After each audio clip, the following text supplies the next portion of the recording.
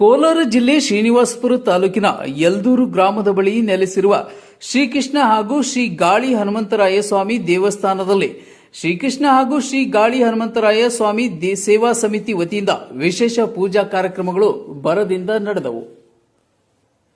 ಶ್ರೀಕೃಷ್ಣ ಮತ್ತು ಶ್ರೀ ಗಾಳಿ ಹನುಮಂತರಾಯ ಸ್ವಾಮಿ ಸೇವಾ ಸಮಿತಿ ಹಾಗೂ ಯಲ್ದೂರು ಹಾಗೂ ಸುತ್ತಮುತ್ತಲಿನ ಸಮಸ್ತ ಗ್ರಾಮಸ್ಥರಿಂದ ಶ್ರೀನಿವಾಸಪುರ ತಾಲೂಕು ಯಲ್ದೂರು ಅರಿಕೇರಿ ರಸ್ತೆಯಲ್ಲಿರುವ ಕಂಬರಾಯನ ಬೆಟ್ಟದ ಮೇಲೆ ಶ್ರೀಕೃಷ್ಣ ಜನ್ಮಾಷ್ಟಮಿ 41ನೇ ವಾರ್ಷಿಕೋತ್ಸವ ಕಾರ್ಯಕ್ರಮಗಳು ಸಂಭ್ರಮದಿಂದ ನೆರವೇರಿತು.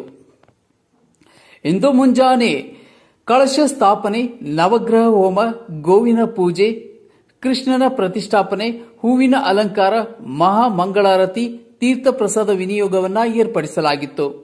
ಅಲ್ಲದೆ ಶ್ರೀಕೃಷ್ಣಾಂಜನೇಯ ರಕ್ಷಾಬಂಧನ ಅಂಗವಾಗಿ ಭಜನಾ ತಂಡದಿಂದ ಜಾನಪದ ಸಂಗೀತ ಕಾರ್ಯಕ್ರಮವನ್ನು ಆಯೋಜಿಸಲಾಗಿತ್ತು. ಅಲ್ಲದೆ ಮುಂಜಾನೆಯಿಂದ ರಾತ್ರಿಯವರೆಗೆ ಅನ್ನದಾಸೋಹ ಮತ್ತು ಪ್ರಸಾದ ವಿನಿಯೋಗವನ್ನು ಏರ್ಪಡಿಸಲಾಗಿತ್ತು. ಈ ಪ್ರಸಾದ ವ್ಯವಸ್ಥೆಯನ್ನು ನಾರಾಯಣ ಸ್ವಾಮಿ ಲೋಕೇಶ್ ಅವರು ಆಯೋಜಿಸಿದ್ದರು. ಕಾರ್ಯಕ್ರಮದಲ್ಲಿ 2,000ಕ್ಕಿಂತ ಹೆಚ್ಚು ಭಕ್ತರು ಭಾಗಿಯಾಗಿ ಪಾಲ್ಗೊಂಡಿದ್ದರು.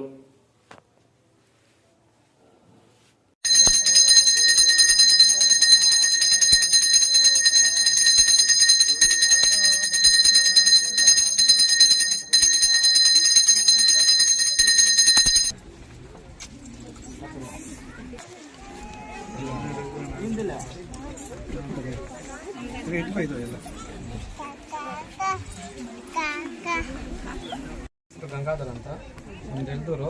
ನಾನು ಇಲ್ಲಿ ಸುಮಾರು ಒಂದು 15 ವರ್ಷದಿಂದ ಪೂಜೆ ಮಾಡ್ತಾ ಇದ್ದೀನಿ. ಇದು ಕಂಬಾರಾಯನ ಬೆಟ್ಟ ಅಂತ, ಇದು ಗಾಳಿ ಆಂಜನೇಯ ಸ್ವಾಮಿ ದೇವಸ್ಥಾನ.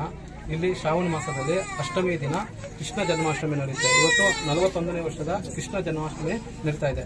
ಇದರಿಂದ ಇಲ್ಲಿ ಬಂದವರಿಗೆ ತುಂಬಾ ಅನುಕೂಲ ಆಗ್ತಾ ಇದೆ. ಮಕ್ಕಳಿಲ್ಲದವ್ರಿಗೆ ಮಕ್ಕಳು ಕೂಡ ಆಗಿದ್ದಾರೆ. ಮತ್ತೆ ತುಂಬಾ ಜನಕ್ಕೆ ಕೆಲಸ ಕಾರ್ಯಗಳು ಸಿಕ್ಕಿದೆ, ಮದುವೆಗಳಾಗಿದ್ದಾವೆ. ತುಂಬಾ ಒಳ್ಳೆ ರೀತಿಯಲ್ಲಿ ಮತ್ತೆ ಏನಾದರೂ ಇದಾದ್ರೆ ಇಲ್ಲಿ ತುಂಬಾ ಒಳ್ಳೇದಾಗುತ್ತೆ. ಇಲ್ಲಿ ಬಂದು ಹೋದ್ರೆ ಅದು ಕೃಷ್ಣ ಜನ್ಮಾಷ್ಟಮಿ ದಿವಸ ಬಂದೋದ್ರೆ ಇನ್ನೂ ತುಂಬಾ ಒಳ್ಳೇದು.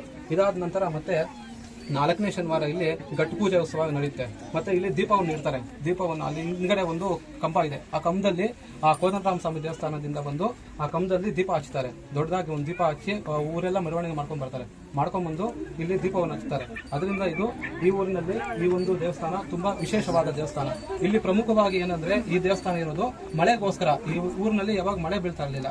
ಆ ಮಳೆ ಬೀಳ್ದಿರೋಕ್ಕೋಸ್ಕರ ಇಲ್ಲಿ ಏನ್ ಮಾಡ್ತಾ ಇದ್ರು, ಆ ಒಂದು ಇದು ಕಂಬದಲ್ಲಿ ದೀಪವನ್ನು ಹಚ್ತಾ ಹೋಗ್ತಾ ಇದ್ರು. ದೀಪವನ್ನು ಹಚ್ಚೋದ್ರಿಂದ ಶ್ರಾವಣ ಮಾಸದ 4ನೇ ಶನಿವಾರದಂದು ಹಚ್ಚಿದ್ರೆ ಆವಾಗ ಮಳೆ ಬರ್ತಾ ಇತ್ತು. ಅದರಿಂದ ಬೆಳೆಗಳು ಎಲ್ಲ ಆಗ್ತಾ ಇತ್ತು. ಅದರಿಂದ ಇಲ್ಲಿ ಮಳೆಗೋಸ್ಕರ ಈ ದೇವಸ್ಥಾನ ತುಂಬಾ ವಿಶೇಷವಾಗಿದೆ. ಮಳೆಗನ್ನ ಪಡೆದುಕೊಂಡಿದೆ. ಸುಮಾರು ಇಲ್ಲಿ ಒಂದು ಸುಮಾರು 10 ಹಳ್ಳಿಯಿಂದ ಬರ್ತಾರೆ ಜನರು, ಸುತ್ತಮುತ್ತಲು ಹಳ್ಳಿಯವರೆಲ್ಲ ಬರ್ತಾರೆ. ಇದು ನಿನ್ನೆ ಫಸ್ಟ್ ಪುಣ್ಯ ಆಯಿತು. ಪುಣ್ಯ ಆದಮೇಲೆ ಗಣೇಶನ ಪೂಜೆ ಆಯಿತು. ಮತ್ತೆ ನವಗ್ರಹ ಪೂಜೆ ಆಯಿತು. ನವಗ್ರಹ ಪೂಜೆ ಆದಮೇಲೆ ಹೋಮ ನಡೀತು. ಹೋಮ ಆದಮೇಲೆ ಶ್ರೀಕೃಷ್ಣನ ಪ್ರತಿಷ್ಠಾಪನೆ ನಡೀತು. ಶ್ರೀಕೃಷ್ಣ ಪ್ರತಿಷ್ಠಾಪನೆ ಆದಮೇಲೆ ಮಹಾಮಂಗಳಾರತಿ ಆಯಿತು. ಅದರಿಂದ ಮತ್ತೆ ತೀರ್ಥ ಪ್ರಸಾದ ವಿನಿಯೋಗ ಆಯಿತು. ಮತ್ತೆ ಅದೇ ರೀತಿಯಾಗಿ ಕೋಲಾಟ ಮತ್ತೆ ಭಜನೆ ಕಾರ್ಯಕ್ರಮ ಎಲ್ಲ ಇವತ್ತು ತುಂಬಾ ವಿಶೇಷವಾಗಿ ಪಡ್ಕೊಂಡಿದೆ.